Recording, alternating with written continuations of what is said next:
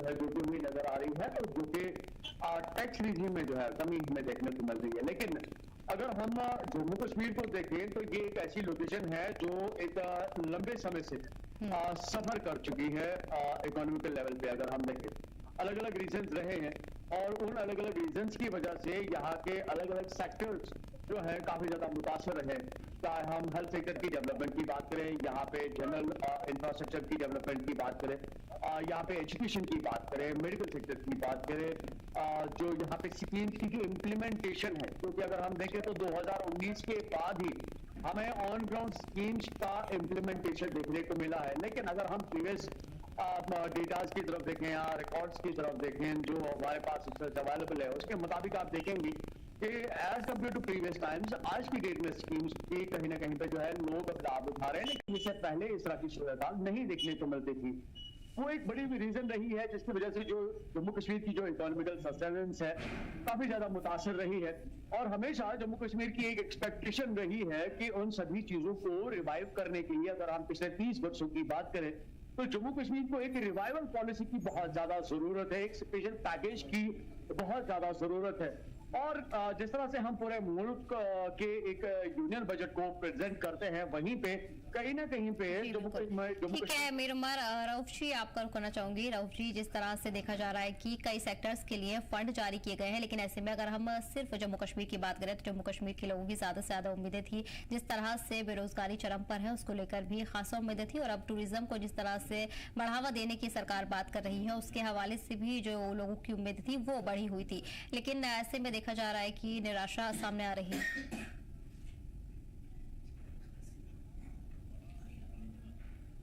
जी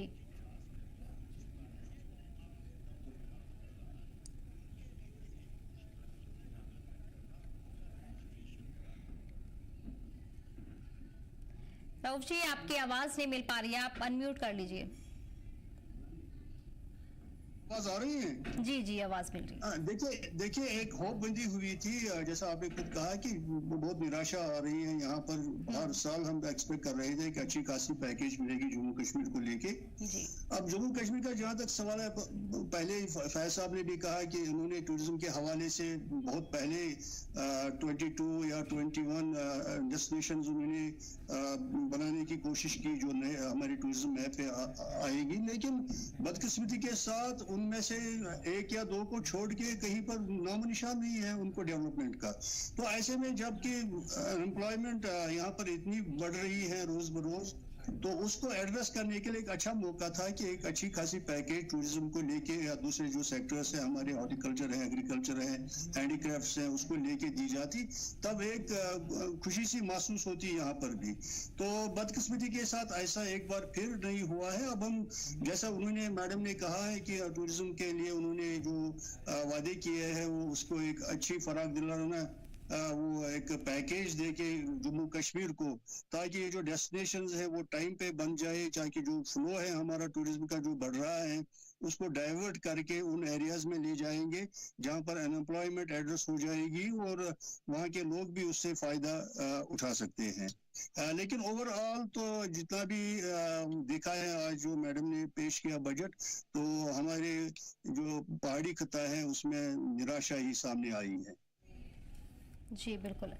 बख्शी साहब, जिस तरह से देखा जा रहा है कि बताया जा रहा है कि नया इनकम टैक्स का जो बिल है वो अगले हफ्ते पेश किया जाएगा, ऐसे में उसके बारे में थोड़ी तफसीलात चाहेंगे।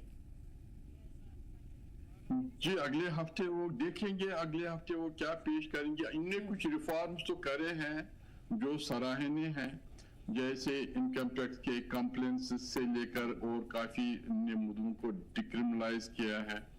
एक ये तो एक फाइनेंशियल ट्रांजैक्शन होती है, इसमें पहले से भी डिक्रिमिनलाइज किया, वो तो सराहनीय है। और इसमें जो अर्बन डेवलपमेंट पर कुछ जोर दिया है, लेकिन एम्प्लॉयमेंट के रिलेटेड जो है वो शायद गवर्नमेंट ऑफ इंडिया की जो स्कीम होती है बजट में होती है वो पाए तकमील तक नहीं पहुंचती। हमारा हर साल अनएम्प्लॉयमेंट की रेशियो बढ़ती जाती है, इस पर ये तो बहुत सीरियस मसला है। ईज ऑफ डूइंग बिजनेस का भी मैडम फाइनेंस मिनिस्टर ने बात करी है कि ईज ऑफ डूइंग बिजनेस में हम और जोर डालेंगे, लेकिन अभी तक यहाँ जम्मू कश्मीर में हम देखते हैं कि ease of doing business is missing on the ground. इन्हें 1200 सर्विसेज करे हैं, लेकिन वही है खानापुरी है, ए टू बी, बी टू सी, ये यहाँ बाल फेंकता, वो वहाँ बाल फेंकता, वो ये एक डिपार्टमेंट दूसरे डिपार्टमेंट तीसरे department, with in that department भी एक ऑफिसर दूसरे ऑफिसर को, वो क्लर्क को, वो सुपरिटेंडेंट को, जैसे वो फुटबॉल की गेम खेली जा रहे हैं, पास एंड पास। इन्हें इस पर सीरियस करना चाहिए। इफ दे आर बजट इसलिए होता है कि भाई जो हमारी प्रॉब्लम्स हैं कंट्री की, अनएम्प्लॉयमेंट की रहती है, गुर्बत पॉवर्टी की रहती है, ग्रोथ की रहती है, इंडस्ट्रीज की रहती है। हमारे यहाँ industries is in a very very bad shape. कोई पिछले 4-5 साल में कोई 60 से 70% इंडस्ट्रीज दे हैव बिकम सिक।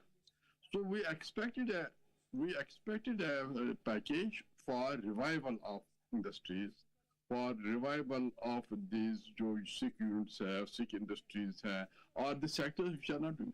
मैं आपकी तवज्जो दिलाता हूँ, हमारे हैंडीक्राफ्ट सेक्टर में एक टाइम में 15 लाख इसके साथ जुड़े थे, वीवर्स, आर्टिजन, वो हजारों में वो सुकड़ के रह गए हजारों में, क्योंकि they have lost livelihood because of various ये जो फैक्टर्स हुए बीच में, कोविड भी हुआ, और यहाँ हमारे 2019 से भी कुछ हालात वाक़यात हुए, उससे पहले 2014 में भी हुए थे या सैलाब वगैरह।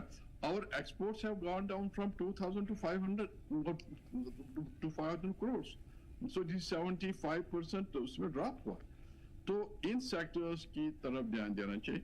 जैसे मैंने कल भी आपसे कहा कि स्किल डेवलपमेंट पर जोर होना चाहिए। डिग्रीज की कोई दुनिया में कोई वैल्यू नहीं, स्किल्स पर है।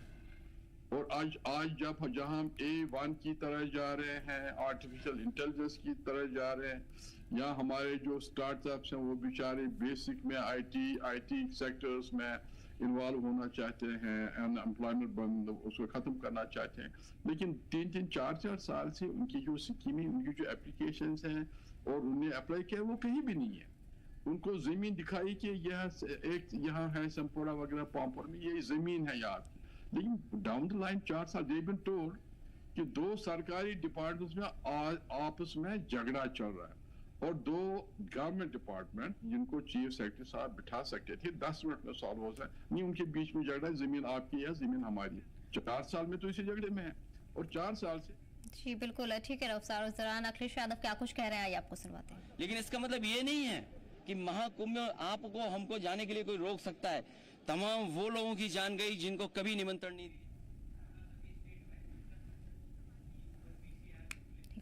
राउत साहब, वहीं अगर बात करें जिस तरह से घरेलू स्तर पर बात करें, तो जिस तरह बढ़ती महंगाई है उसको किस तरह से हल किया जा सकता है, और कहीं ना कहीं जो घरेलू किचन है, घरेलू जो सामान है, घरेलू लेवल पर जो चीजें हैं जमीनी स्तर पर, उसके बदलाव की बड़ी उम्मीद लोगों की तरफ से की जा रही थी, लेकिन ये जो बजट पेश किया गया है, इससे कितनी तब्दीली उसमें देखने को मिलेगी?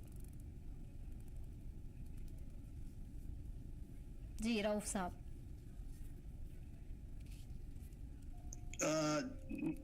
देखिए, जो आपने मुद्दा उठाया ये तो बहुत ही इम्पोर्टेंट है, क्योंकि इससे साथ हर एक जुड़ा हुआ है।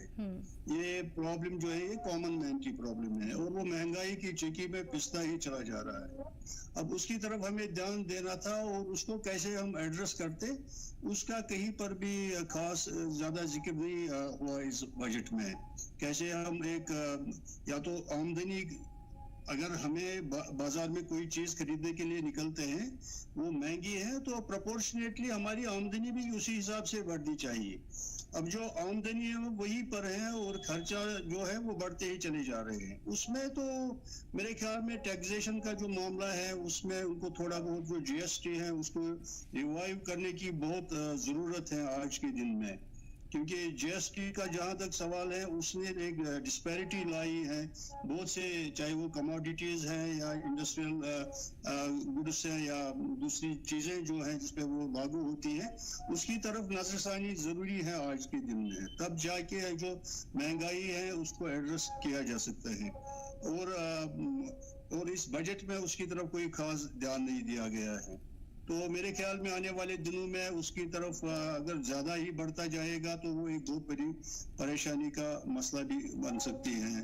जो इंडिविजुअल्स हैं उनकी जो पर कैपिटा इनकम है वो बढ़ती ही जा रही है, और इधर से टैक्सेस जो इनडायरेक्ट टैक्सेस है और जीएसटी वगैरह, तो उसकी तरफ अगर जब तक सरकार जरूरी खास ध्यान नहीं देगी तो ये एक मसला वही का वही बनता रहेगा। जी बिल्कुल। राउफ साहब, इसके अलावा हेल्थ सेक्टर पर भी इस बार खास ध्यान दिया गया है। जिस तरह से पिछली बार को लेकर शिकायतें हमेशा से ये रही हैं कि जितना होना चाहिए बजट उतना एलोकेट नहीं किया जाता है और कहीं ना कहीं जो परेशानियां हैं वो बनी रहती हैं, लेकिन ऐसे में इस बार बड़ा ऐलान किया गया है। साथ ही साथ ये भी कहा जा रहा है कि 36 दवाइयां ऐसी हैं जिनको टैक्स फ्री किया गया है और इसके अलावा कैंसर की जो दवाइयां हैं उन्हें भी सस्ता किया गया है। तो बहुत ही अच्छी बात है कि जहाँ तक, क्योंकि हेल्थ सेक्टर का जहाँ एक मसला है हमारी कंट्री में, और जहाँ तक हमारी रियासत का सवाल है, यूटी का सवाल है, यहाँ पर भी वो मसाइल है। जहाँ पर इन्होंने ये जो ड्रग्स का जो दवाइयाँ इन्होंने टैक्स फ्री की है और उसमें एक अच्छी खासी तादाद पैसे की वो घट जाएगी, तो एक आदमी जो जूझ रहा है हेल्थ इश्यूज के साथ उनके लिए थोड़ी बहुत राहत है। लेकिन इस सेक्टर को ऑल फॉल बनाने के लिए गवर्नमेंट लेवल पे, जैसे यहाँ पर जब हम देखते हैं जम्मू एंड कश्मीर में जहाँ तक हेल्थ केयर का सवाल है गवर्नमेंट लेवल पे, वो उसमें जो मसाइले वो बढ़ते जा रहे हैं, तो कहीं पर अच्छा कुछ खासा ध्यान दिखाई नहीं दे रहा है। तो इसकी तरफ भी ध्यान देने की जरूरत है हेल्थ केयर पे। जी बिल्कुल। राउफ साहब, जिस तरह से आपने कहा वहीं आपको बता दें कि लगातार जो तैयारियां हैं वो जारी है और ऐसे में कई बड़े ऐलानात किए गए हैं सरकार की तरफ से। खासतौर पर हेल्थ सेक्टर पर भी ज्यादा गौर किया गया है। इस दौरान कई दवाइयों को ड्यूटी फ्री किया गया है।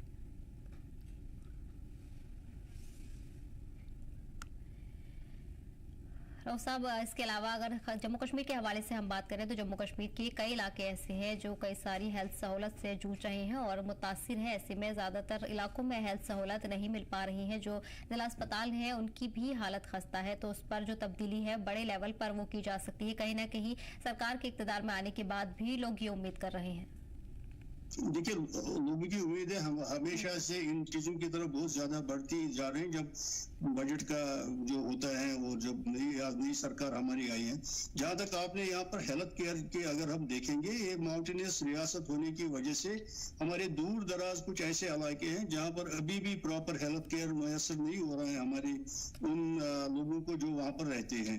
तो इसकी तरफ एक खुसूसी ध्यान देना पड़ेगा। जो एग्जिस्टिंग है हमारे जो हॉस्पिटल्स हैं, गवर्नमेंट रन हॉस्पिटल्स हैं या डिस्पेंसरीज हैं या छोटे हॉस्पिटल्स हैं, उनकी भी हालत कुछ उतनी अच्छी नहीं है जितनी होनी चाहिए थी। तो डॉक्टर्स की कमी है यहाँ पर। अगर आप देखेंगे डेंटिस्ट की प्रॉब्लम तो रोज बरोज बढ़ती है। इतने डेंटिस्ट हमारे बेकार पड़े हुए हैं, इतने डॉक्टर्स हमारे पास जॉबलेस हैं, उनकी तरफ भी देखना है और नए एरियाज में हेल्थ केयर ले जाना है, हमें प्रॉपर हेल्थ केयर ले जाना है और उनकी भी एम्प्लॉयमेंट, उसमें भी एक वो जो मसला है हेल्थ केयर में वो भी एड्रेस हो सकती है। इसकी तरफ एक खुसूसी ध्यान देना है। दूसरा जो एजुकेशनल सिस्टम है उसमें भी इन्वेस्टमेंट, प्राइवेट इन्वेस्टमेंट लाने की जरूरत है यहाँ पर।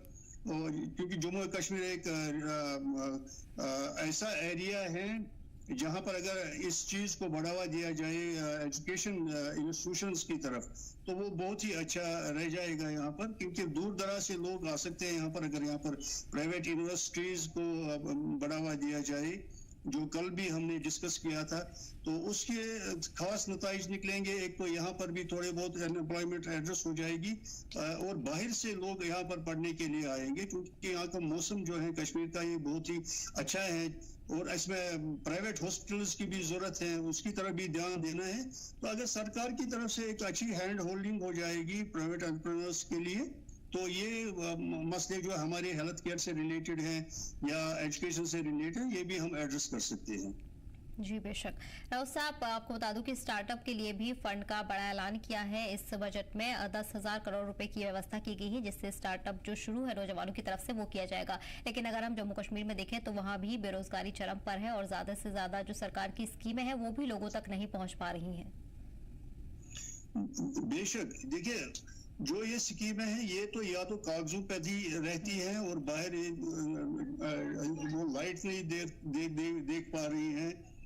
इसमें अगर जो भी हम अनाउंसमेंट करते हैं, उनको इतनी बड़ी राहत दी गई है, 12 लाख रुपए तक कोई टैक्स नहीं, और हर एक ब्रैकेट में आप देखोगे तो करीब 40 से 25% की राहत हाई इनकम टैक्स पेयर के लिए तक भी दिया गया है। तो ये एक कॉम्पोजिट बजट है, एक बजट है जो भारत को आगे ले जाएगा और एक ऐसा बजट है जो भारत को केवल आत्मनिर्भर नहीं लेकिन भारत को एक विश्व गुरु के रूप में स्थापित करेगा। बहुत बहुत धन्यवाद। जी ठीक है रऊफ साहब, आप अपनी बात पूरी कर सकते हैं। देखिए, मैं यहाँ पर बात कर रहा था, देखिए जो हमारा एक सेक्टर है टूरिज्म का, मैं यहाँ पर उसका खास जिक्र करना चाहूंगा, वो है एडवेंचर टूरिज्म। क्योंकि पहाड़ी इलाका होने की वजह से हमारे बहुत से इसमें नौजवान जुड़ सकते हैं, जो यूथ है हमारा बेकार है, अनएम्प्लॉयड है, क्योंकि ये जो सेगमेंट है ये यूथ रिलेटेड ही है। इसमें जो यंग हमारी जनरेशन होती है वो इसमें आगे बढ़ सकते हैं, तो उनकी तरफ खास ध्यान देना है। जो नए एरियाज हमारे यहाँ पर खुल रहे हैं, जो गवर्नमेंट भी चाहती है उनको डेवलप करने के लिए, एक तो उनकी डेवलपमेंट बहुत तेजी के साथ होनी चाहिए, रोड कनेक्टिविटी अच्छी होनी चाहिए, जो वहाँ पर फैसिलिटीज टूरिस्ट को चाहिए वो क्रिएट करनी चाहिए, और तब जाके वो जो एरियाज है वहाँ के लोग भी उसके साथ जुड़ जाएंगे इस टूरिज्म सेक्टर के साथ, और अनएम्प्लॉयमेंट भी दूर होती जा रही दिखती जाएगी। तो इसकी तरफ एक स्पेशल पैकेज, और हम एक्सपेक्ट करेंगे, जो हमारा बजट भी आने वाला है अब हमारी यूटी का, तो उसमें भी हमारी सरकार जो होगी तो अपने वसाइल को बरोकार लाके वो इसकी तरफ वो ध्यान देंगे। और ये जो मसला है हमारे अनएम्प्लॉयमेंट का, मैं यहाँ पर मुझे अगर कोई फिक्र है ज्यादा वो अनएम्प्लॉयमेंट की है। उसमें हम वो जो अभी फैज साहब ने कहा स्किल डेवलपमेंट की आजकल बहुत जरूरत है, उसमें हमारे नौजवानों को ले जाना है और प्रॉपर स्किल डेवलपमेंट ट्रेनिंग देनी है। ये नहीं है कि हम एक महीने का एक वर्कशॉप कहीं पर किसी चीज के लिए करेंगे, बल्कि प्रॉपर उसके लिए एजुकेशनल जो इंस्टीट्यूशन हमारी यूनिवर्सिटीज है वहाँ पर उन कोर्सेज का वो इंट्रोडक्शन होना चाहिए। अब हमारे पास 8-10 यूनिवर्सिटीज हैं अक्रॉस जम्मू एंड कश्मीर, तो एक या दो को छोड़ के बाकी यूनिवर्सिटी में ऐसा कोई प्रोग्राम है नहीं, तो उसकी तरफ हमारा स्पेशल ध्यान जाना चाहिए, तब जाके हम इन चीजों को ठीक से एड्रेस कर पाएंगे। जी बिल्कुल। फयाज बख्शी साहब, यूटी का जो बजट है उसका भी लगातार इंतजार है, और ऐसे में जो आम बजट पेश किया गया है उसमें नौजवानों और स्टार्टअप को लेकर एक बड़े फंड का ऐलान किया गया है, लेकिन अगर हम वहीं यूटी की बात करेंगे तो यूटी में किस हद तक जो तब्दीलियां हैं बेरोजगारी को कम करने के लिए वो ध्यान में रखने की सरकार को जरूरत है। जी, ये तो बहुत जरूरी है कि ये स्टार्टअप्स के लिए तो पॉलिसी है, स्किल डेवलपमेंट के लिए पॉलिसी है, लेकिन ये स्टार्टअप्स की पॉलिसी नहीं, ये इम्प्लीमेंट इन रियल टर्म्स होनी चाहिए। इसके लिए जो सबसे रुकावट पड़ती है वो ईज ऑफ डूइंग बिजनेस, और ईज ऑफ डूइंग बिजनेस जो मैंने कहा यहाँ ease of doing business is missing, completely missing on that. इतने एनओसीज होते हैं। मैं भी अभी एक कॉन्फ्रेंस में मीटिंग में था जहाँ स्टार्टअप्स के लिए बात हुई थी, और स्टार्टअप्स ने कहा वो रो रहे थे, दे वर क्राइंग कि जब तक हमारा ये कि हमें एक बैंक में टाइम लगता है, फिर एक डिपार्टमेंट, फिर दूसरा डिपार्टमेंट, फिर तीसरा डिपार्टमेंट में हम जाते हैं, डिपार्टमेंट जाते हैं, तो साल निकलते हैं, उनकी पेशेंस भी खत्म होती है, उनका जो अपना भी कोई सरमाया वाले सबरमा है वो भी खत्म होती है। एंड दे शुड इम्प्लीमेंट जो स्कीम्स हैं on the ground, and there should be accountability for that, कि जो भी हमने स्कीम बनाई है इस स्कीम को इम्प्लीमेंट किया जाए, पेपर्स पर नहीं। हम जरूर साहब ने कहा हमारी मेजर प्रॉब्लम हमारी है अनएम्प्लॉयमेंट, उससे जो हमारे एग्जिस्टिंग सेक्टर्स हैं, हैंडीक्राफ्ट है, एग्रीकल्चर या हॉर्टिकल्चर है, टूरिज्म है, और जो और भी कुछ सेक्टर्स है जो लोकल प्रोड्यूस के, जहाँ लोकल हमें चाहिए रॉ मटेरियल, उन्हीं को बढ़ावा देना चाहिए, और ये देखना चाहिए कि वो सेक्टर्स बढ़े, और वो सेक्टर बढ़े। मैंने आपको पहले भी कहा कि हमारे एक्सपोर्ट 75% 2013-14 से डाउन हो गए, उसमें हमको देखने की जरूरत है, उसमें हमको बढ़ाने की जरूरत है।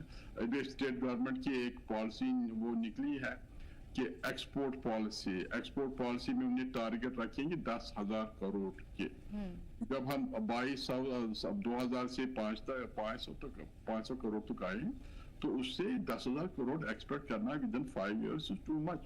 उसके लिए उनको बिल्कुल जो बजट से उनको फायदा उठाना चाहिए कि बजट में जो एलोकेशन वगैरह है स्किल डेवलपमेंट के हिसाब से है, या स्टार्टअप्स के हिसाब से है, एग्रीकल्चर के हिसाब से है, टूरिज्म के हिसाब से, उनको इसमें फायदा उठाना चाहिए। और इंफ्रास्ट्रक्चर की हमें जरूरत, इस सब के लिए इंफ्रास्ट्रक्चर। हम शुक्रिया अदा करते हैं कि ट्रेन जो वंदे भारत चली है, 2 डायरेक्ट भी कश्मीर के लिए नहीं, दिल्ली, कटरा और फिर कटरा श्रीनगर के लिए है। इससे असर तो पड़े, पॉजिटिव असर पड़ेगा कनेक्टिविटी के लिए, लेकिन इसी तरह की फ्रेट ट्रेन भी हो या इनके साथ फ्रेट के वो जो लगेज जो रैक्स या वो जो फ्रेट डिब्बे के होते हैं उनके वो लगे, ताकि हमारा माल जल्दी से बाहर निकल जाए फूड वगैरह का, और बाहर से जो माल आए, रॉ मटेरियल वगैरह जो प्रोडक्ट्स आए वो जल्दी पहुंचे। और ट्रेन, क्योंकि आप पता है कि ट्रेन में जो भाड़ा लगता है वो रोड ट्रांसपोर्ट के भाड़े से बहुत कम होता है, तो उससे हमारी उस पर फर्क पड़ा। अब इसके आपने एक सवाल पूछा वो साहब के कि इन्फ्लेशन के दो रीजंस होते हैं, या लोगों की पर कैपिटा इनकम बढ़ जाए, ये बाइंग पावर ग्रो हो जाए, उससे इन्फ्लेशन होती है, या स्पेंडिंग को, या डिमांड एंड सप्लाई हो, डिमांड ज्यादा हो सप्लाई कम हो।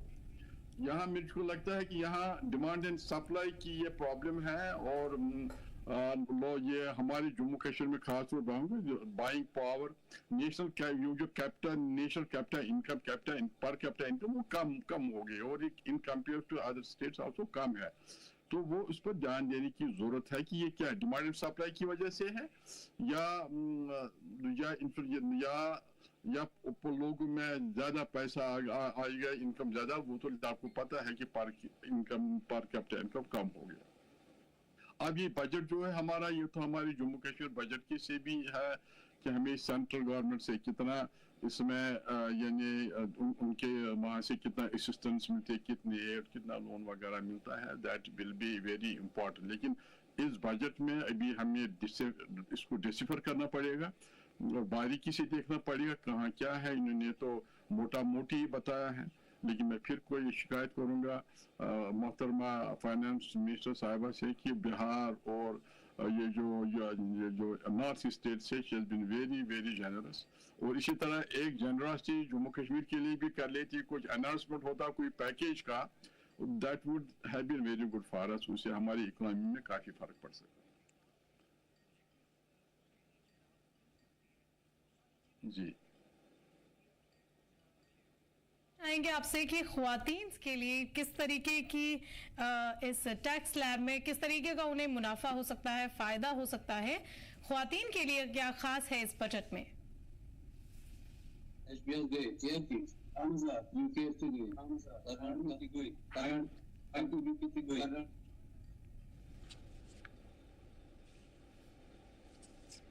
ख्वातीन के लिए उन्होंने तो एक दो पॉइंट तो रखे हैं। ख्वातीन में जल्दबाजी में हमने ये लदीज वुमेन उनके लिए उन्होंने रखा है एक दो पॉइंट मैंने सुन थे, पूरा जहन में नहीं आ रहा कि वो 2 पॉइंट्स हैं, क्योंकि आपने भी जल्दी में ये पढ़ा, हमें पूरा है, लेकिन एक दो पॉइंट्स है ख्वातीन के लिए जितना अच्छा हो, जितना, because they form 50% of our population, उनका भी उतना ही हक बनता है जितना हमारा हक बनता है।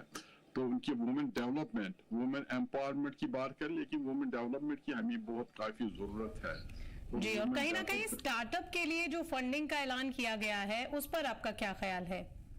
हम तो वेलकम करते हैं, स्टार्टअप्स के लिए वेलकम है, और उन्होंने ये कहा कि स्टार्टअप्स जो MSME में भी काफी उन्होंने वृद्धि की है, उन्हें प्रोवाइड करा है, उन्होंने हर सेक्टर में MSME में जो है उन्होंने एलोकेशन जो है ज्यादा करी है।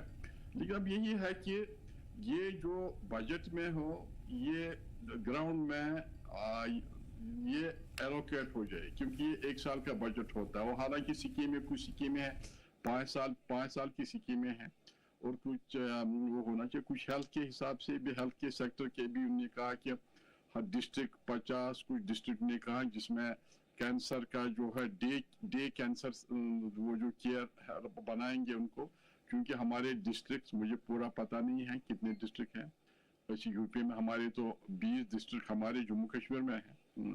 तो वो बेसिक जो health is the basic, health education, these our basics, इनके लिए बहुत ज़रूरत है।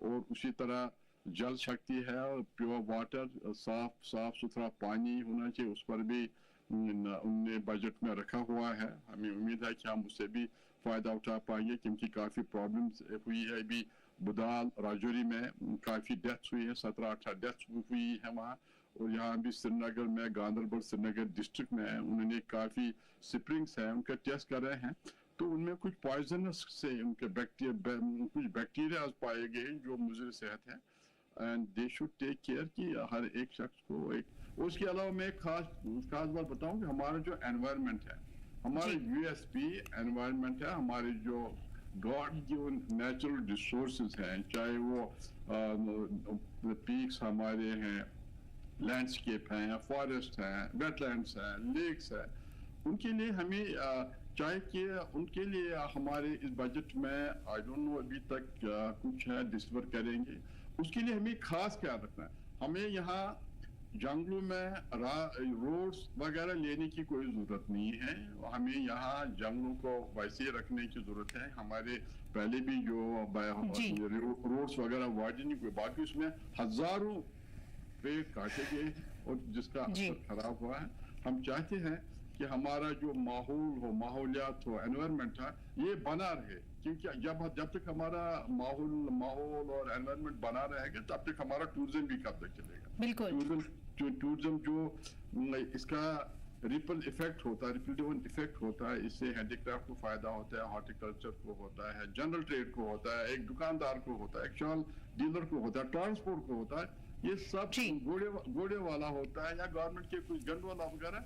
जी फयाज जी, टूरिज्म की ये जो इनकम ये फैलती है, इसका रिपल डाउन इफेक्ट होता है, सारे सेक्टर्स में चला जाता है जी। इसलिए यहाँ एनवायरनमेंट की बहुत जरूर इसका ख्याल रखा जाना चाहिए। हम देखते हैं यहाँ काफी काफी पानी ड्रेनेज सीवरेज वगैरह सीधे दरियाओं में और वेटलैंड्स में, लेक्स में चला जाता है। जी फयाज जी, तो हमारा ये जो है स्मार्ट सिटी का प्रोजेक्ट भी है, वो चलो ठीक है, जो भी हुआ ठीक हुआ है, लेकिन इस तरह जो सीवरेज और ड्रेनेज की उस बारे में कोई उसमें ख्याल नहीं रखा जाता है। और अभी तक भी हमारे पूरे जो, अगर आप देखिए अनंतनाग से 12 जी, हमारे साथ राव स्रंबू जी भी मौजूद हैं और हम आपसे भी जानना चाहेंगे कि इस बजट में सबसे पहले तो आपसे जानना चाहेंगे, इस बजट में सीनियर सिटीजन्स के लिए भी काफी राहत की बात कही है। अब उनके लिए टैक्स की जो ब्याज दर है वो 50 से बढ़कर 1 लाख कर दी गई है, तो इस पर आप क्या कहना चाहेंगे?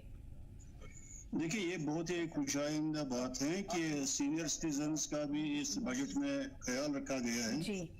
और इसको हम सराहना करते हैं इस चीज की। और मेरे ख्याल में जहाँ तक सीनियर सिटीजन्स का सवाल है, उनको कुछ और भी मराहत चाहिए।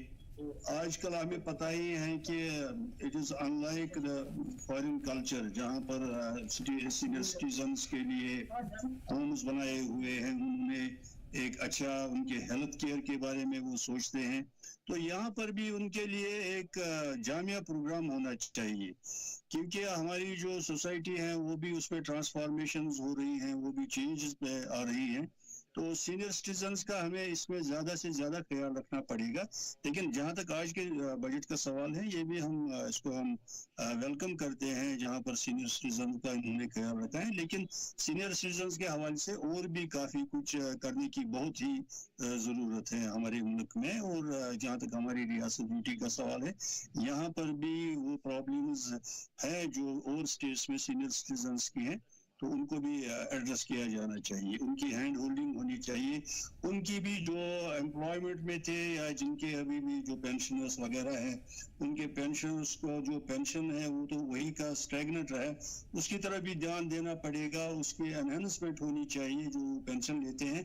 और जो नॉन पेंशनर्स हैं, जो सीनियर सिटीजन्स हैं, उनकी एक अच्छी खासी हैंड होल्डिंग होनी चाहिए। डायरेक्ट उनकी मदद होना चाहिए इन टर्म्स ऑफ इंसेंटिव्स या जो भी पैकेज होगी गवर्नमेंट मुनासिब समझेगी, ताकि उनके जो मसले मसाइल हैं वो उनकी इस एज में हल हो सके। जी जी, हमारे साथ doctor Hussain, famous economist Jammu Kashmir से जुड़े हैं। और हम अगला सवाल मेरा डॉक्टर हुसैन आपसे ही है कि सबसे पहली बात, अमित शाह ने, गृह मंत्री अमित शाह ने अभी फिलहाल एक बयान दिया है जिसमें उन्होंने ये बात कही है कि जो ये बजट है वो मोदी सरकार के आत्मनिर्भर भारत का रोड मैप वाला बजट है। तो इसको लेकर आप क्या कहना चाहेंगे और इस बात से आप क्या ताल्लुक रखते हैं? थैंक यू सो मच जी। आपने बहुत अच्छा सवाल क्वेश्चन पूछा मुझसे। देखिए जो प्रीवियस बजट जो था 24-25 जी वो था उस वक्त 118,390 CR, और उसमें जो की फीचर्स ऑफ द स्कीम जो था, the government of J&K has notified the Kar Samadhan 2024 scheme, the settlement of the tax arrears pertaining to the period before the introduction of the GST। ठीक है, इसमें सबसे आप जानते हैं कि जो GST का जो मामला है, खासकर जम्मू कश्मीर में आप देखिए, जम्मू कश्मीर में इतनी बेरोजगारी है, काम काज आप देखिए, जितने जो भी बिजनेस क्लास लोग हैं या जो भी छोटे मोटे कारोबारी लोग थे, और खासकर जो हमारे छोटे मोटे जो कंपनीज जो काम कर रही थी, उनके वो अब आप देखिए वो बहुत परेशान है इस वक्त, क्योंकि हमारे जम्मू कश्मीर में जो आपने देखा CM साहब का जो स्टेटमेंट आया कि खजाना खाली है, पैसे तो हमारे पास है ही नहीं, तो सारा जो है इस वक्त जो दारमद जी कि जम्मू कश्मीर के लिए क्या राहत हमें मिल सकती है।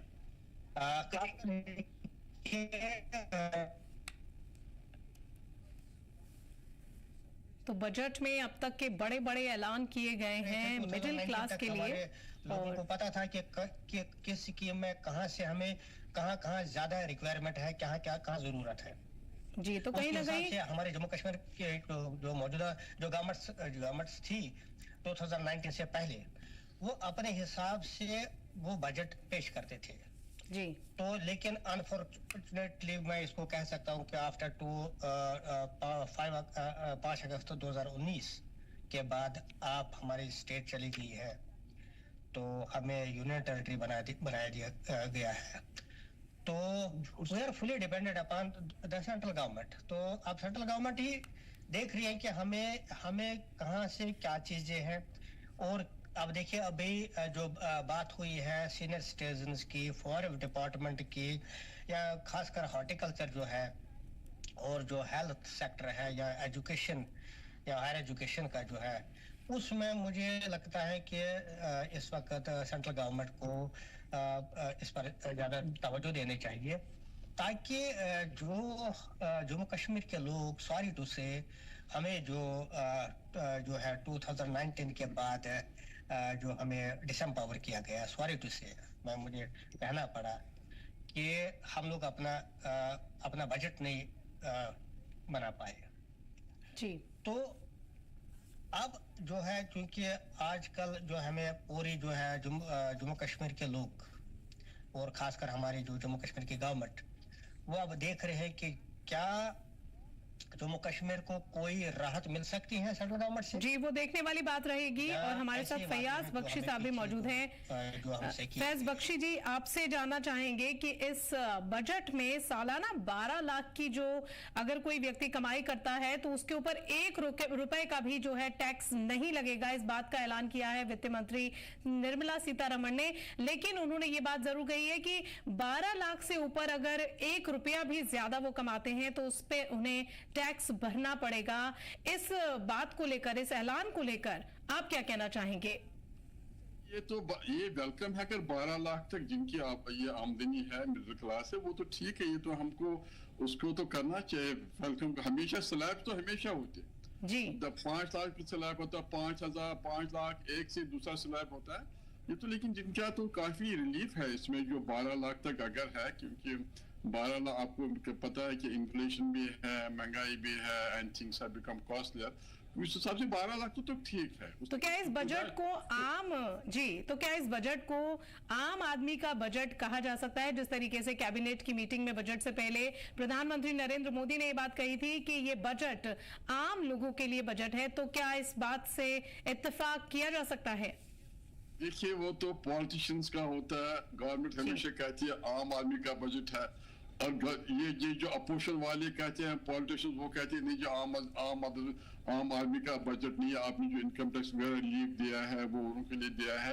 अब ये पता चले जब किसानों के लिए भी बहुत बड़ा प्रावधान इसमें किया गया है, खास करके जो हमारे महाराष्ट्र से हमेशा मांग रही कि कॉटन को लेके आज हम देख सकते कॉटन पे भी काफ़ी रिसर्च, कॉटन सीड पे काफ़ी रिसर्च किया गया है कि जिसके माध्यम से आज किसानों का जो उत्पादन है वो डबल आएगा, किसानों को अच्छे क्वालिटी का कॉटन यहाँ पे उसके खेत में आएगा और उसे आमदनी में उसको आमदनी में उसका ज़्यादा फ़ायदा मिलेगा, उसके प्रोसेसिंग का वैल्यू उस पर बढ़ेगा, इसके कारण किसानों को भी उसका फायदा होगा। आज फर्टिलाइजर की हम बात करते, यूरिया की हम बात करते, कई तरह यूरिया के बारे में हमेशा किसान बोलते कि यूरिया हमें क्वांटिटी में नहीं मिलता, लेकिन आज हम देख सकते हैं कि देश के चारों कोनों में यूरिया फर्टिलाइजर जो भी है उसकी फैक्ट्री का सेटअप हो रहा है कि जिसके माध्यम से कम समय में कम दाम में किसानों तक पूरा सफिशिएंट जितना उसे चाहिए उतना यूरिया भी आज उसे मिलेगा, फर्टिलाइज़र भी मिलेगा, ऑर्गेनिक की तरफ भी हम बढ़ रहे हैं। तो एक हम बोल सकते हैं कि किसानों को एफपीओ जो फार्मर प्रोड्यूसिंग कंपनी है उसके माध्यम से किसानों को भी आगे लाने का पूरा प्रावधान इस बजट के माध्यम से हुआ है। और युवा जो है कि युवा भी हर सेक्टर में आगे बढ़े, फिर वो किसान मतलब खेती में भी आगे बढ़े, डिजिटल इंडिया में भी आगे बढ़े, मेक इन इंडिया में भी आगे बढ़े, इस देश के विकास में भी युवाओं का अहम भूमिका निभानी है, उसमें भी वो आगे बढ़े। इसके लिए इस बजट में प्रोविज़न किया गया है कि जो युवाओं ने इनिशिएटिव लिया है एक प्रोजेक्ट करने के लिए, तो उसको बैंक के माध्यम से, सरकार के माध्यम से पूरा प्रावधान उसके लिए किया गया है। मिडिल क्लास जो 12 लाख का टैक्स स्लैब में छूट पहली बार इतना बड़ा ये बहुत बड़ी बात है और ऐतिहासिक एक बजट इसमें आज हमें देखने के लिए मिला। जो मिडिल क्लास को लेके हमेशा चर्चा रहती है कि मिडिल क्लास के बारे में सरकार सोचती नहीं है, जो विरोधक हमेशा टिप्पणी करते रहते हैं, लेकिन मैं आज मुझे बताते हुए खुशी हो रही है कि आज मिडिल क्लास का भी एक अहम भूमिका हमें इसमें दिखाई दे रही है कि आज 12 लाख तक उसे आज उसमें छूट मिल रही। तो मुझे लगता है कि देश के हर सेक्टर को इसमें कवर किया गया है कि जो विकसित भारत का संकल्प है हमारा, उसमें देश का हर नागरिक जुड़े, हर नागरिक का योगदान इस विकसित भारत में हमें दिखे। Thank you. तो बजट में मिडिल क्लास के लिए बड़ी राहत है। सबसे बड़ी बात तो ये कि इसमें 12 लाख से सालाना इनकम जिसकी 12 लाख है उसे 1 रुपए का भी टैक्स नहीं देना होगा, ये ऐलान किया है वित्त मंत्री निर्मला सीतारमण ने। और ऐसे में कहीं ना कहीं क्या कहेंगे आप डॉक्टर फैयाज बख्शी जी, आप क्या कहना चाहेंगे इस पे कि ये जो इन्होंने ऐलान किया है 12 लाख की छूट वाला, उस पर टैक्स की छूट को लेकर, ये बहुत बड़ी बात है क्योंकि हमेशा ये बात कही जाती है कि मिडिल क्लास को लेकर बजट में कुछ नहीं होता और हमेशा अपर क्लास की बात होती है, हाई लेवल के लोगों की बात की जाती है। लेकिन इस बार के इस बजट में ये 12 लाख पर टैक्स की जो छूट का ऐलान किया गया है उसने कहीं ना कहीं आम आदमियों के, आम लोगों के बीच में एक चर्चा जो है वो शुरू कर दी है और लोग इस पर लेकर अब बात कर रहे हैं कि ये बजट कहीं ना कहीं आम आदमी से रिलेट जरूर कर रहा है। क्या कहना चाहेंगे आप? वेलकम स्टेप है। अभी आपने एग्रीकल्चर की बात करी, एग्रीकल्चर हमारा मेन सेक्टर है। बिल्कुल। अभी अब वो जो आपने कहा उनको फर्टिलाइजर्स वगैरह मिलेंगे और भी उनको भी वो किसान क्रेडिट कार्ड उन पे भी इंक्रीज हुआ है, उस पर भी मिलेगा उनको, वो अवेलेबल होगा और कुछ इंटरेस्ट रेट्स भी कम किए गई हैं उनके लिए। तो एग्रीकल्चर बेस एक देश की जो बेस होती है, फाउंडेशन होती है, वो एग्रीकल्चर से होती है। कितना एग्रीकल्चर प्रोड्यूस करती है, कितनी सेल्फ सफिशिएंसी होती है, क्योंकि अगर हमारा एग्रीकल्चर प्रोड्यूस कम है तो फिर हमें इंपोर्ट करना पड़ता है। इंपोर्ट करने के लिए हमें फिर अपना फॉरेन एक्सचेंज रिजर्व जो वो खर्च करने पड़ते हैं। एग्रीकल्चर के लिए जितना भी हो, हमारे भी कश्मीर में एग्रीकल्चर रिलेटेड हो, जिसमें हॉर्टिकल्चर भी आता है, जिसमें सेब वगैरह भी आते हैं, उसमें क्या है एग्रीकल्चर के लिए जितनी भी वो की जाए, क्योंकि एक देश का काफी बड़ा तबका इसके साथ जुड़ा हुआ है, उससे तो बहुत अच्छा, उसके लिए हम खुश हैं। और एक क्लैरिटी आप अभी कह रही थी कि 12 लाख से ऊपर है तो फिर कोई सरचार्ज है। एक स्लैब होता था पहले कि 12 लाख तक तो जीरो है, फिर 12 लाख से दूसरा स्लैब है, फिर वो टैक्स लगेगा। अभी ये क्लैरिटी नहीं, आप अभी कह रही थी 12 लाख से अगर 1 रुपया भी ऊपर होगा तो टैक्स किस रेट का फिर टैक्स लगेगा इसमें। 12 लाख या तो 12 से 14 लाख दूसरा स्लैब है, वो मैं ठीक तरह से देख नहीं पाया हूँ।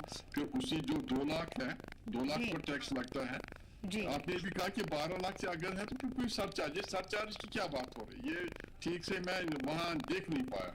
ये सरचार्ज क्या, अगर 12 लाख के ऊपर 12 लाख तक, जी 12 लाख तक मैं देखता हूँ अगर पूरा एग्जामिशन है तो बढ़िया है, लेकिन आपने कहा 12 लाख से 14 लाख या 15 लाख जो भी दूसरा स्लैब है, तीसरा स्लैब है, चौथा लाख, फिर 25 लाख से ऊपर भी एक स्लैब है, 12 लाख तक अगर टोटल एग्जामिशन है तो बढ़िया है। आपने कहा कि 12 लाख से अगर ऊपर हो फिर कोई सरचार्ज भी है, वो कौन से सरचार्ज की, एक तो टैक्स है, वो सरचार्ज क्या, वो कौन सी सरचार्ज की बात हो रही है? जी, लेकिन किसानों के लिए इसमें कहीं ना कहीं एक बहुत बड़ा ऐलान किया गया है, साथ ही प्रधानमंत्री धन धान्य योजना जो किसानों के लिए लॉन्च, जिसके ऐलान किया गया है, उस पर आप क्या कहना चाहेंगे? नहीं, वो मैंने कहा वो बढ़िया है, बहुत अच्छा है, किसानों को जितनी भी राहत मिले उतना अच्छा है, क्योंकि देश में काफी परसेंटेज, काफी लोग वहाँ एग्रीकल्चर से जुड़े हुए हैं। हमारे जम्मू कश्मीर में भी एग्रीकल्चर से लोग जुड़े हैं, उनके पास पहले वो टैक्स फ्री था, कोई टैक्स नहीं लगता है। अगर उनको और दिया गया जैसे फर्टिलाइजर्स वगैरह और भी उनको मुराद दी गई हैं, इंसेंटिव दिए गए हैं ताकि अब ये मॉडर्नाइज हो जाए, क्योंकि हमारी लैंड होल्डिंग्स है बहुत छोटी हैं, स्मॉल लैंड होल्डिंग्स है, उसमें जितनी की मॉडर्निटी लाई जाए वो तो अच्छा है। और एग्रीकल्चर के हिसाब से I am happy for the agriculture sector. और बाकी हमें देखना है सर्विस सेक्टर है, सर्विस सेक्टर है, गुड सेक्टर, उसमें क्या है वो डिसिफर हो जाएगा। अभी बजट जो पूरा ये जो डिसिफर हो जाएगा फिर पता चल जाएगा। ओवरऑल मैं डिसअपॉइंटेड यही हूँ कि मोहतरमा फाइनेंस मिनिस्टर साहबा, she has been very generous and kind to Bihar and Northeast, and Jammu and Kashmir was also once bracketed with Northeast states because given its geographical जो situation है, landlocked situation है, और एक ही connection हमारा देश के साथ है, वो हाईवे है, अब ट्रेन भी आ रही है, तो we expected a package। Overall जो बजट में होगा, जो हेल्थ एजुकेशन वगैरह वो तो सबको मिल ही जाएगा, लेकिन यहाँ जो के हालात खराब हुए, यहाँ तो यहाँ जो इंडस्ट्री डाउन हो गई है, यहाँ टूरिज्म की यहाँ ये कह रहे हैं कि 3 साल से बहुत टूरिस्ट है, लेकिन 32 साल में तो कोई टूरिस्ट नहीं है। 32 साल में अगर आप 2019 से देखिए 35 ईयर्स हो गए हैं, अगर 35 ईयर्स में 3 साल टूरिस्ट आ गया है, यू कांट मेक अप जो आपका 32 साल का नुकसान है वो तो आप 3 साल में थोड़ी पूरा कर सकते हैं। लोगों के कर्जे वगैरह इतने हैं, यहाँ एक रिवाइवल पैकेज की जरूरत है, क्योंकि यहाँ इंडस्ट्रीज सीख हो चुकी है, टूरिज्म में भी ठीक 3 साल ठीक है, लेकिन टूरिज्म वालों के भी काफी लगभग 13.44% है। डिफेंस फोर्सेस का मॉडर्नाइजेशन हमारी सरकार की यह प्राथमिकता रही है और हम इसके लिए निरंतर कार्यरत हैं। इसके लिए 2025-26 में 1,80,000 करोड़ रुपए का कैपिटल एलोकेशन किया गया है, जो हमारी सेनाओं की कैपेबिलिटी को और अधिक बढ़ाएगा। और इस बजट में हमारे डिफेंस फोर्सेस के रेवेन्यू बजट के अंतर्गत 3,11,000 करोड़ रुपए से अधिक का एलोकेशन किया गया है, जो पिछले फाइनेंशियल ईयर के एलोकेशन से 10% अधिक है। और पिछले वर्ष के तरह ही डिफेंस मॉडर्नाइजेशन बजट का 75% हिस्सा डोमेस्टिक इंडस्ट्री से प्रोक्योरमेंट में खर्च किया जाएगा। इससे माननीय प्रधानमंत्री जी ने जो डिफेंस में आत्मनिर्भरता का लक्ष्य रखा है उसको पूरा करने में मदद मिलेगी और डोमेस्टिक डिफेंस इंडस्ट्रीज को भी बढ़ावा मिलेगा। भूतपूर्व सैनिकों और उनकी फैमिलीज को बेहतर स्वास्थ्य सुविधाएं प्रदान करने के लिए young serviceman contributory health scheme यानी ECHS को 8,300 करोड़ रुपए से अधिक का एलोकेशन किया गया है। ये पिछले साल के बजटरी एलोकेशन से लगभग 19% अधिक है। बॉर्डर इंफ्रास्ट्रक्चर को और मजबूती प्रदान करने के लिए इस साल के बजट में कैपिटल हेड के तहत बॉर्डर रोड्स ऑर्गेनाइजेशन, भाई ऐसा काहे को लंबा डाल दिए, कोई जरूरत नहीं,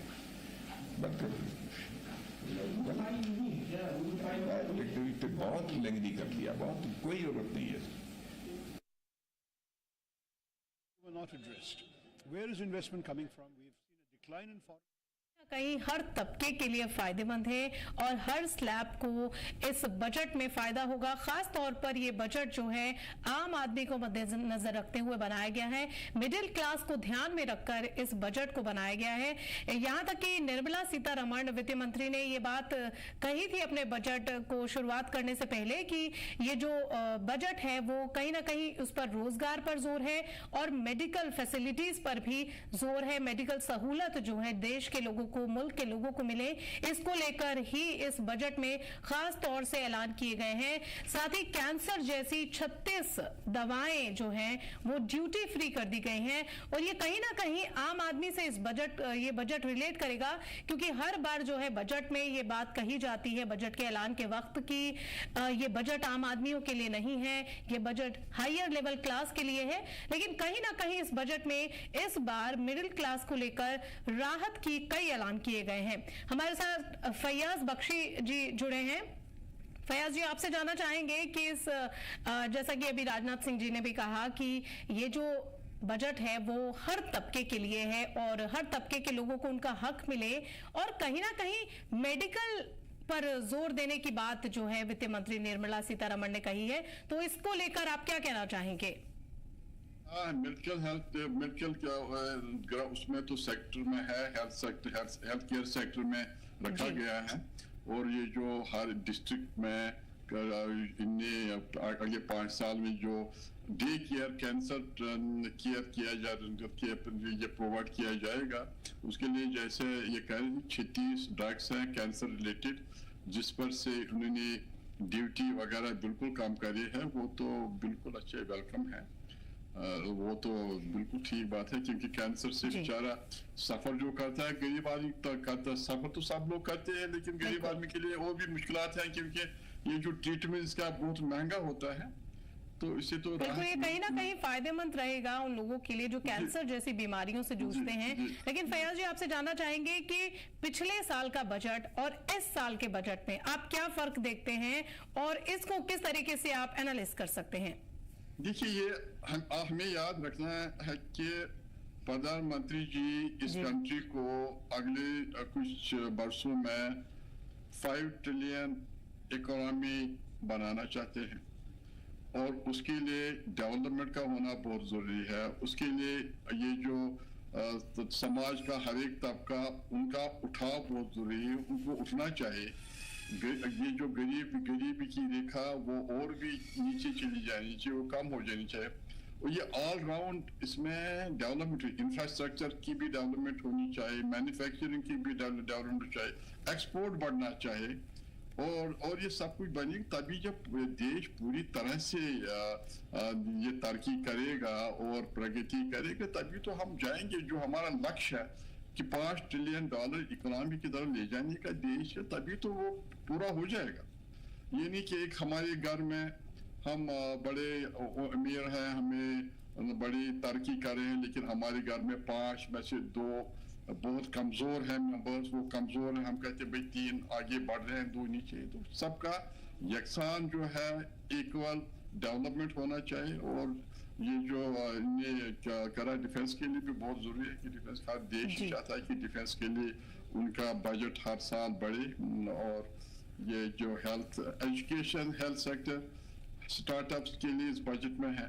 लेकिन फाइनली मैंने वही कहा कि ईज ऑफ डूइंग की बात भी करी फाइनेंस मिनिस्टर साहबा ने, लेकिन ईज ऑफ डूइंग बिजनेस दिखता नहीं है ग्राउंड लेवल पर कि ये उतना इफेक्टिव है। जब तक कि ease of doing business effective नहीं रहेगा तो ये जो इसका पूरा ग्राउंड यानी बेस लेवल पर ग्राउंड लेवल पर इसका ये पूरा रिजल्ट नहीं निकलता। जी बिल्कुल। और हमारे साथ doctor Mohammad Hussain economist, famous economist भी जुड़े हैं।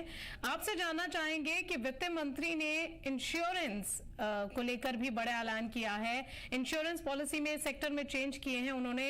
इसकी जो FDI है वो बढ़ाकर 75 से सीधे 100% जो है कर दी है, तो इसको लेकर आप क्या कहना चाहेंगे डॉक्टर साहब? ये बहुत अच्छा इक़दाम है ऑनरेबल फाइनेंस मिनिस्टर की तरफ से। हम बहुत अच्छी बात है कि इस चीज को जो है सेंट्रल गवर्नमेंट समझ चुकी है कि हमें ये चीज ये इक़दाम उठाना चाहिए। मैं एक आपको पावर सेक्टर की तरफ थोड़ा तवज्जो दिलाना चाहता हूँ।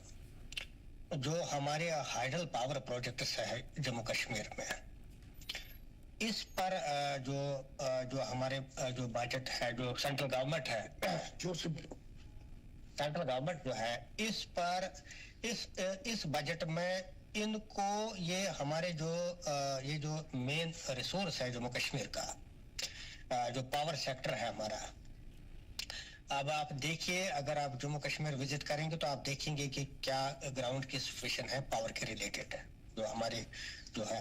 इस पर मैं देखना चाहता हूँ कि क्या सेंट्रल गवर्नमेंट इस पर वाकई रियली सीरियस है कि इस पे कोई खास चीज है, क्या कोई खास रिलीफ जम्मू कश्मीर के लोगों को मिल सकता है, जिस तरह दिल्ली में जो नॉर्मल लोग हैं, जो आम लोग हैं, जिनको 200 से 300। जी, लेकिन डॉक्टर हुसैन, इस बजट को अकाली दल के एक सांसद ने, अकाली दल ने इस बजट को किसान विरोधी भी अब करार दिया है, तो इसको लेकर क्या कहेंगे? क्योंकि किसानों को लेकर भी इस बजट में काफी कुछ ऐलान किए गए हैं, साथ ही प्रधानमंत्री धन धान्य योजना भी किसानों के लिए यहाँ बताई गई है, जताया गया है। तो अब इसको लेकर जो डिबेट शुरू हो रहा है राजनीतिक गलियारों में, उस पर क्या कहेंगे आप? देखिए, किसान जो है वो हमारा बैकबोन है जी। इसी से ये जो किसान है, ये हमारा, अगर हम इन पर ध्यान नहीं देंगे तो हम आगे नहीं बढ़ सकते हैं जी। किसानों की तरफ से मेरा भी यही मानना है कि जो हमारे किसान हैं, किसानों की तरफ से हमें फर्स्ट प्रायोरिटी जो है हमें किसानों को देनी चाहिए, और जो डिमांड्स है उनके, और खासकर बजट में किसानों के लिए हमें एक खास पैकेज रखना चाहिए। ये हमारा बैकबोन है। इनके बिना हम लोग आगे नहीं बढ़ सकते। सेकंड, भी एक साथी हमारे कह रहे थे कि हेल्थ पे तो मैंने कल भी आपसे यही कहा था कि हेल्थ बहुत ही इम्पोर्टेंट है हमारे लिए, और खासकर एजुकेशन और हायर एजुकेशन, ये दोनों चीजें हमारे लिए बहुत जरूरी है। लेकिन मेरी एक देखिए, हमें जो हमारे जो जितने भी जो भी है स्टेट है हमारे यहाँ, इसको क्या माने, यूटी माने, जो भी है, हमें खुद को भी अपने पाँव पर, अब जम्मू कश्मीर को खुद भी अपने पाँव पर खड़ा होना चाहिए, और उसके लिए पूरा प्लान करना चाहिए हमारे स्टेट गवर्नमेंट को, या जो अभी जो है उमर साहब की जो सरकार है, उनको पूरी तरह से, जिस तरह मैंने कल हायर एजुकेशन पर पूरा जोर दिया कि हायर एजुकेशन में हम लोग क्या कुछ कर सकते हैं, इसी तरह जिनको डिफरेंट एरिया ऑफ स्पेशलाइजेशन है, और जो लोग हैं जो एग्रीकल्चर के रिलेटेड, हॉर्टिकल्चर के रिलेटेड, या पावर सेक्टर के रिलेटेड, या जितने भी लोग जो एक्सपर्ट हैं हमारे, जो जानते हैं कि आगे हमारे फ्यूचर स्ट्रैटेजी और हमारा जो फ्यूचर प्लान वो कैसा होना चाहिए, ताकि हम उसी के अकॉर्डिंगली उनका फीडबैक लेके, ताकि गवर्नमेंट ऑफ इंडिया से हम टेकअप करें। ये मेरी सजेशन है इसमें। जी, हमारे साथ इस वक्त राउफ त्राम्बू, एक्सपर्ट टूरिज्म सेक्टर में, ये भी मौजूद हैं। राउफ साहब, आपसे जानना चाहेंगे कि टूरिज्म को बढ़ावा देने को लेकर भी इस बजट में काफी कुछ ऐलान किए गए हैं, और आगे जम्मू कश्मीर का जब बजट आएगा तो उसमें भी ऐलान किए जाएंगे, लेकिन साथ ही स्टार्टअप पर भी जो है सरकार का फोकस है, और स्टार्टअप को लेकर करीबन 10,000 करोड़ के एडिशनल फंड का ऐलान किया है, तो इस पर आप क्या कहना चाहेंगे? देखिए, टूरिज्म सेक्टर हमारे देश का बहुत ही एक इम्पोर्टेंट सेक्टर है जी। भले ही हम उस जगह पर नहीं है अभी जहाँ पर होना चाहिए था, इनबाउंड टूरिज्म पे। इनबाउंड टूरिज्म का जहाँ तक सवाल है, वो बाहर से जो हमारे दूसरे मुल्क है वहाँ से जो पर्यटक हमारे देश में आते हैं तो बहुत कम है, उसकी तरफ भी गवर्नमेंट ऑफ इंडिया ने जो ध्यान देना था उस हद तक नहीं गए। जहाँ तक और कंट्रीज अगर आप देखेंगे वो तकरीबन 15-20 करोड़ इनबाउंड टूरिज्म होता है उनका। यहाँ पर अगर देखेंगे इनबाउंड टूरिज्म का नक्शा ही बहुत ही बिल्कुल वो उतना अच्छा नहीं है। उसकी तरफ एक स्पेशल ध्यान देना चाहिए हमें, क्योंकि ये जो इनबाउंड टूरिज्म है वो हमारे देश के जितने भी स्टेट्स हैं वहाँ पर वो आके हर एक जगह को फायदेमंद देते हैं। अब जहां तक हमारा अपना डोमेस्टिक टूरिज्म है जो बहुत ही तेजी के साथ पिछले कई सालों से बढ़ चुका है, तो उसमें भी कुछ ऐसी रियासतें हैं वो फ्रंट लाइन पे, जैसे केरला है हमारा, राजस्थान है हमारा, गोवा है, गुजरात है। तो मेजर चंक ऑफ जो टूरिस्ट डोमेस्टिक टूरिस्ट है वो उन एरियाज में चला जाता है। जहाँ तक हमारे जम्मू एंड कश्मीर का सवाल है, एक माउंटेनस स्टेट है जो हम सबको पता है, और हर एक this is the most sought after state जो है जहाँ हर एक पर्यटक आना चाहता है, बिकॉज इट इज स्वर्ग लाइक प्लेस ऑन धरती, तो उसकी वजह से यहाँ पर भी आना चाहते हैं। लेकिन हमारी जो अभी हमने बहुत पहले से ही डिस्कस की हुई है, यहाँ पर टूरिज्म का जो नक्शा है हम उतना कैटर कर सकते हैं अगर हमारे पास ये जो एग्जिस्टिंग जो हमारी एरियाज हैं जहाँ पर्यटक जाते हैं, हमारे सयाह जाते हैं, उनको बढ़ावा मिले। जो सरकार ने भी अभी ऐलान किया है कि नई डेस्टिनेशन हम इंक्लूड करने जा रहे हैं, लेकिन जहां तक इन डेस्टिनेशंस का जो डेवलपमेंट होती है वो बहुत ही स्नेल स्पेस पे जाएगी, तो सालों साल लगते हैं। अभी बहुत टाइम से हम सुनने में आ रहा है कि वो एरिया भी हम डेवलप करने जा रहे हैं, वहां भी पर्यटक भेजे, लेकिन वो सब कुछ वो किताबों पे लिखा जाता है या कागजों पे होता है, लेकिन प्रैक्टिकल शेप तो उसको अभी तक उतनी नहीं मिली है। ये एक बहुत ही इम्पोर्टेंट सेक्टर है हमारे देश का, और जहाँ तक हमारी रियासत या यूटी का सवाल है, यहाँ पर बिल्कुल ही ज्यादा इसकी जरूरत भी है बढ़ावा देने की और इसकी हैंड होल्डिंग की, और उससे क्या हो जाएगा, अनएम्प्लॉयमेंट जो बार बार हम यहाँ डिस्कस कर रहे हैं वो एड्रेस हो जाएगी, और जो हमारे नए एरियाज हैं उसको भी उनका फायदा मिलेगा। जी, और कहीं ना कहीं टूरिज्म सेक्टर को आप कहना चाहते हैं कि टूरिज्म सेक्टर को जो बढ़ावा देने को लेकर सरकार को आगे इसको लेकर भी ऐलानात करने चाहिए। हमारे साथ फैयाज बख्शी जी भी हैं। फैयाज जी, आपसे जानना चाहेंगे कि जिस तरीके के ऐलान इस बजट में किए गए हैं, तो सवाल मेरा बहुत सिंपल है आपसे कि क्या ये बजट आम आदमी का, गरीबों का और मिडिल क्लास का कहा जा सकता है? मेरे ख्याल में आप मिडिल क्लास के लिए कहें, ये जो इनकम टैक्स एग्जेम्पशन की स्लैब बढ़ाई जा चुकी है, तो मिडिल क्लास के लिए तो ठीक ठाक है, लेकिन अब देखना है कि इस बजट का असर क्या निकलेगा, क्योंकि जब स्पेंडिंग ज्यादा होती है इन्फ्लेशन बढ़ जाता है। अगर हम एक साइड से किसी सेक्टर को 5-2% बढ़ाते हैं, जैसे अभी क्या कह रहे हैं, उनके ये जो एम्प्लॉयज है उनके बढ़ाते हैं, इन्फ्लेशन रिलेटेड इंसेंटिव्स वगैरह बढ़ाते हैं, और दूसरी साइड से अगर इन्फ्लेशन हो जाती है तो वो ऑफसेट हो जाता है। इस हमें ये लगना चाहिए कि ये इन्फ्लेमेटरी बजट नहीं है, ये बजट जो इन्फ्लेमेशन क्रिएट नहीं करेगा। अगर इस बजट से इन्फ्लेमेशन हो यानी इन्फ्लेशन बढ़ जाती है तो फिर तो it comes back to square one. अगर एक साइड से मेरी 1 लाख की इनकम बढ़ जाती है, 1 लाख का टैक्स मेरा बढ़ जाता है, और दूसरी साइड से इन्फ्लेशन बढ़ जाती है, तो अब ये आइंदा वाले दिनों में होना, क्योंकि जब स्पेंडिंग ज्यादा होती है ना, इन्फ्लेशन बढ़ जाए, जो पैसा जो मार्केट में बहुत आ जाता है उससे इन्फ्लेशन बढ़ जाए, उसका तो ख्याल रखा जाना चाहिए। अभी आपने कहा अकाली वाले कह रहे हैं भाई ये एंटी एग्रीकल्चर बजट है। अब वो अकाली वाले, पंजाब वाले या यूपी वाले, बिहार वाले ज्यादा एग्रीकल्चर रिलेटेड हैं, वो ज्यादा समझ सकते हैं कि उनकी एक्सपेक्टेशंस क्या। लेकिन इस बजट का हमारे देश की अर्थव्यवस्था पर किस तरीके से मुस्तकबिल में असर पड़ सकता है, ये जानना चाहेंगे आपसे। इसको लेकर आपका क्या ख्याल है? I hope, wish and pray कि जिस लक्ष्य से जो टारगेट उन्होंने सेट करा है कि इस बजट से वो रिजल्ट निकले, मूविंग टुवर्ड्स $5 ट्रिलियन इकोनॉमी, वो मैं दुआ करूंगा कि वो लक्ष्य और वो एक्सपेक्टेशन इस बजट से पूरी हो जाए।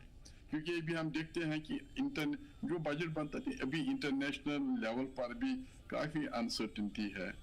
अभी ये प्रेसिडेंट ट्रंप अमेरिका में आए हैं, उनकी बड़ी एग्रेसिव पॉलिसीज है उनके, मतलब वो चाहते हैं, वो कहते हैं कि हम टैरिफ बढ़ाएंगे और बाकी चीज बढ़ाएंगे, जो ड्यूटीज बढ़ाएंगे। अगर वो बढ़ाएंगे पता नहीं, हमें समझ में नहीं आ रहा है कि अगर उनके ये हमारे प्रोडक्ट्स पर, एक्सपोर्ट पर अगर वो ड्यूटी बढ़ाते हैं, टैरिफ बढ़ाते हैं, कि क्या हमारे एक्सपोर्ट पर उसका कोई खराब असर पड़ता।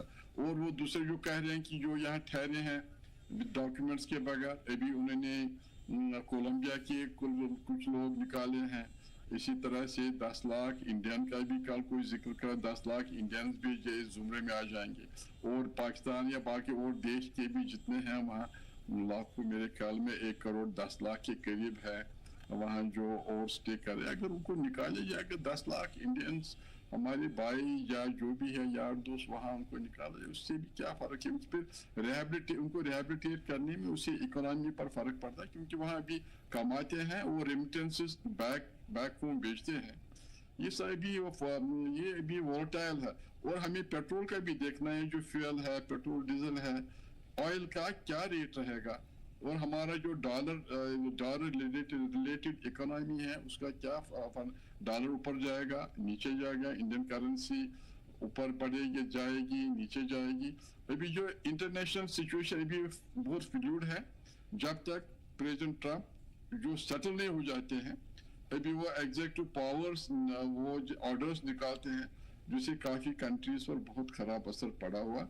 मैं उम्मीद करता हूँ कि जो इंडिया और अमेरिका के ताल्लुकात हैं, मोदी जी के और डोनाल्ड ट्रंप के ताल्लुकात हैं, उससे इस देश पर कोई एडवर्स इफेक्ट नहीं पड़े। लेकिन वो बार बार संदेशा दे रहे हैं कि टैरिफ बढ़ाऊंगा, ड्यूटी बढ़ाऊंगा। अगर वो टैरिफ बढ़ाते तो हमारे एक्सपोर्ट कम हो जाएंगे उनके लिए, और जो हमारे लिए ठीक नहीं है। और उससे आजकल भी वैसी मैन्युफैक्चरिंग पिछले जो क्वार्टर है, मैं परसों रिपोर्ट पढ़ रहा था, मैन्युफैक्चरिंग डाउन हो चुकी है।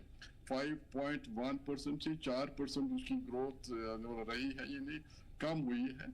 हमें ये पूरा वॉच करना पड़ेगा कि ये जो फाइनेंस मिनिस्टर जो है या एक्सपर्ट्स हमारे फाइनेंशियल रिजर्व्स जो है उनने इस पर नज़र रखी होगी, क्योंकि ये बजट उसी टाइम आया है जब प्रेसिडेंट ट्रंप को अभी 15 दिन भी नहीं हुए, अभी आज 11 दिन को चार्ज लिए हुए हो गए हैं उनकी, क्योंकि अमेरिका का तो जो पॉलिसीज हैं पूरी दुनिया पर उसका असर पड़ता है। हम देखते हैं कि क्या असरात हमारे इस पर पड़े, और लेकिन हमारी गवर्नमेंट को, जो सेंट्रल गवर्नमेंट को फोकस रहना चाहिए, जो उनका एक ख्वाब है, एक ड्रीम है कि 5 ट्रिलियन इकोनॉमी की तरह ले जाएं। लेकिन उसमें बहुत ज़रूरी है कि गरीब ज़्यादा गरीब नहीं हो और अमीर ज़्यादा अमीर नहीं हो, एक दरमियाना एक वो रहे, क्योंकि 1% लोगों के पास 60-70% ये पूरी दौलत है, और जो 70-80% लोग हैं उनके पास 10% भी दौलत नहीं है। ये जहाँ भी डिस्पैरिटी इतनी रहे तो वहाँ के लिए तो बड़ा केयरफुल रहना पड़ता है कि कैसे बेसिकली है कि गरीबी रेखा जो है और उससे लोगों को उठाना चाहिए। वही सोशल वेलफेयर स्कीम्स के थ्रू उनको बढ़ाने की जरूरत होती है, क्योंकि एग्रीकल्चर के साथ 50-60% हमारे लोग जुड़े हुए, तो एग्रीकल्चर उठा बहुत जरूरी है। और नंबर 2, जो हमारी जो एग्रीकल्चर जब डिप हो जाता है और गांव के लोग टाउन और शहरों की तरह आना शुरू करते हैं, फिर हमारी जो मेट्रो सिटीज हैं, बॉम्बे, कलकत्ता, बॉम्बे, मद्रास, बेंगलोर या जो भी हो, उन पर स्ट्रेस पड़ता है। वहाँ जो इंफ्रास्ट्रक्चर उस पर स्ट्रेस पड़ता है, उस पर काफ़ी स्ट्रेन पड़ता है। इंफ्रास्ट्रक्चर काम करना कम करता है। ये भी आप देखिए दिल्ली में, बॉम्बे में, कलकत्ता में, वहाँ तो सुई रखने की जरूरत नहीं। हम अगर हमारे डिस्ट्रिक्ट, हमारे गांव, हमारे टाउन्स अगर डेवलप हो जाए तो उनका ये जो माइग्रेशन है वो भी कम हो जाएगा और इक्वल डिस्ट्रीब्यूशन ऑफ वेल्थ हो जाएगी और डेवलपमेंट भी बैलेंस डेवलपमेंट हो जाएगी। बिल्कुल। हमारे साथ राउफ त्राम्बू एक्सपर्ट टूरिज्म भी जुड़े हैं। आपसे जानना चाहेंगे कि स्टार्टअप को लेकर जो है सरकार ने इस बजट में जो है कई तरीके के ऐलान किए हैं और खास तौर पर इसे रोजगार से कनेक्ट किया जा रहा है, क्योंकि रोजगार पर ही फोकस है, ये कहना है वित्त मंत्री निर्मला सीतारमण का। तो इस पर क्या कहेंगे आप? ये बहुत ही अच्छा इक़दाम है। इसको जितनी भी सराहना की जाए बहुत कम है, क्योंकि ये टाइम की बहुत अहम जरूरत है। जो स्टार्टअप्स है, नए स्टार्टअप्स है, उनको इसमें शामिल किया जाए। जहाँ तक हमारी इकोनॉमी, यहाँ पर बहुत ही अच्छे तरीके से फैज साहब ने कहा, हमारे इंटरनल फ्रंट पे भी बहुत हमें ज़रूरत है आगे बढ़ने की। एक्सटर्नल फ्रंट पे भी जो दूसरे ममालिक के साथ हमारे लेन देन होते हैं उसको भी मजबूत करना है। और लेकिन उससे ज़्यादा हमारे इंटरनल जो हैं, यहाँ पर बेरोजगारी है और पढ़े लिखे लोग हैं, अगर उनको हैंड होल्डिंग की जाए, स्टार्टअप्स में MSMEs हैं, उनकी तरफ देखना है। जो हमारी स्मॉल स्केल इंडस्ट्रीज हैं उसमें बहुत काफ़ी आगे बढ़ने की हमारे पास ज़रूरत भी है और उसमें बहुत काफ़ी कुछ हम कर सकते हैं, ताकि इंटरनली जितनी भी हमारी जो छोटी छोटी समस्याएं हैं उनको अगर एड्रेस किया जाए, वो हमारे लिए, हमारे देश के लिए भी और हमारे अनएम्प्लॉयमेंट के लिए भी बहुत फायदेमंद साबित हो सकती है। जो स्टार्टअप्स है इसकी बहुत ज़रूरत है और बहुत से लोग आगे आना चाहते हैं, लेकिन वो सवाल वहीं पर अटक के रह जाता है जब हमें इम्प्लीमेंटेशन की इसमें ज़रूरत होती है। अभी तक देखा गया कि जो MSMEs हैं उनको भी बहुत आगे बढ़ने की जहाँ पर गवर्नमेंट चाहती है, लेकिन जब हम जाते हैं, ये जो हमारा ब्यूरोक्रेटिक सिस्टम है वो इतना क्यूमरसम है, वो इतना अजाबदेह है। वहाँ पर एक दिन का जहाँ पर चीज़ को चाहिए वहाँ पर हफ्तों लग जाते हैं और हफ्तों की चीज़ में महीनों लग जाते हैं। उससे क्या होता है, एक आदमी डिसइंटरेस्ट हो जाता है उस चीज़ को हासिल करने में, फिर उसको उसमें इतनी इंटरेस्ट नहीं रहती है। जब एक चीज़ के बाद दूसरी, दूसरी के बाद तीसरी, अगर इसमें एक सिंगल विंडो सिस्टम के तहत काम किया जाए, तब ये जो है हमारा नए स्टार्टअप का जो इन्होंने अनाउंसमेंट किया है ये बहुत ही सूदमंद और फायदेमंद, और उसमें बहुत से लोग आगे आएंगे, उससे फायदेमंद हो जाएंगे। लेकिन यहाँ पर फिर वही बात है कि चीज़ों को इम्प्लीमेंट करने की जरूरत होती है। यहाँ पर चीज़ें बहुत ही स्नेल्स पेस पे चलती है हमारे इसमें जो हमारा देश है, तो वहाँ पर बहुत काम करने की जरूरत है। अदरवाइज ये बहुत ही एक अच्छा इकदाम उठाया है उन्होंने नए स्टार्टअप्स का, तो इसकी हमें आज जरूरत है और उसको आगे बढ़ाना है। We welcome this decision. जी, हमारे साथ डॉक्टर हुसैन भी मौजूद हैं, इकोनॉमिस्ट। और डॉक्टर हुसैन, आपसे जानना चाहेंगे कि इतने सारे ऐलान करने के बावजूद कुछ आर्थिक एक्सपर्ट जो हैं वो ये बात मान रहे हैं कि आर्थिक मंदी, वित्तीय घाटा और निजी निवेश में कमी जैसी चुनौतियां अभी भी सरकार के लिए बनी हुई हैं और इन चुनौतियों का समाधान करने के लिए सरकार को ठोस कदम उठाने की जरूरत है। तो इसको लेकर आप क्या कहना चाहेंगे? ये एग्जीक्यूशन जो है ग्राउंड पे, एग्जीक्यूशन इज वेरी इंपॉर्टेंट। अभी एक भाई कह रहे थे MSME का। देखिए, MSME को जितना यहाँ जो है जो ध्यान देना चाहिए, मुझे नहीं लगता कि MSME ने इतना बड़ा काम किया यहाँ जो है, चाहे पिछले साल या इस साल। और खासकर जो स्टार्टअप्स हैं, अब जो हमारे नौजवान जब वो MSME की तरफ, MSME के रजिस्ट्रेशन वगैरह जो सब कुछ कर लेते हैं, उसके बाद बैंक्स का इशू आता है। तो बैंक्स में हमारे पास सबसे बड़ी बदकिस्मती है कि बैंक ने उनके लिए जो है जो मांग रहे हैं, जो अनएम्प्लॉय लोग हैं, इनसे इतने डॉक्यूमेंटेशन है, फिर जोनल हेड को भेजो, फिर आगे भेजो, तो वहाँ से अप्रूव कराओ। तो नेचुरली तौर पर जब कोई अनएम्प्लॉय बच्चा हमारा जो कोशिश में लगा होता है तो वो डिसइंटरेस्ट हो जाता है। इसमें वही बात है जो उन्होंने अभी एक साथी ने कहा कि जो हमारे जो यूथ है उनके लिए तभी हमें मेरी यही है कि अगर यूथ के लिए खासकर, क्योंकि मैंने कुछ चीज़ों पर कल भी बड़ा फोकस किया था कि जो ये अनएम्प्लॉयमेंट है हमारी, जो एक बड़ा चैलेंज है हमारे जम्मू कश्मीर को, इस अनएम्प्लॉयमेंट को हम कैसे, किस हद तक कंट्रोल कर सकते हैं, इसको कैसे दूर कर सकते हैं। मेरा मानना है कि हमें मेडिकल एजुकेशन और हायर एजुकेशन, इन पर बड़ा जोर देना चाहिए। और प्राइवेट जो प्लेयर्स हैं, जो खासकर जो प्राइवेट सेक्टर जो है, उनको वो गवर्नमेंट जो है पॉलिसी लाए, जिस तरह पंजाब ने पॉलिसी लाई है या अदर स्टेट्स ने पॉलिसी लाई है, इसी तरह जम्मू कश्मीर की सरकार को पॉलिसी लानी चाहिए कि इस तरह के इंस्टीट्यूशंस हम यहाँ एस्टेब्लिश करें जम्मू कश्मीर में, और मैक्सिमम से मैक्सिमम हमारे अनएम्प्लॉय जो यूथ है उनको रोजगार मिले। देखिए, मैं इससे पहले भी यही गुजारिश कर चुका हूं कि हम लोगों को खुद अपने पैरों पर खड़ा होना चाहिए।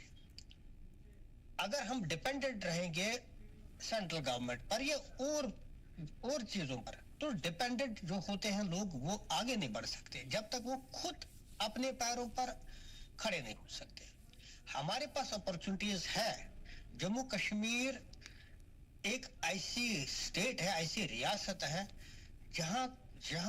जहां सब कुछ मुमकिन है, लेकिन गवर्नमेंट की पॉलिसी और गवर्नमेंट की जो स्ट्रैटेजी जो है, गवर्नमेंट की जो पॉलिसी है, वो अगर इंप्लीमेंट हो जाए जिस तरह बाकी स्टेटों ने किया, हम आगे बढ़ सकते हैं। हम इस अनएम्प्लॉयमेंट पर कंट्रोल कर सकते हैं, लेकिन उसके लिए हमें एक प्लान और एक स्ट्रैटेजी की जरूरत है। जी, तो एक स्ट्रैटेजी की जरूरत है और अपने पैरों पर खुद खड़ा होना है, ये कहना है आपका।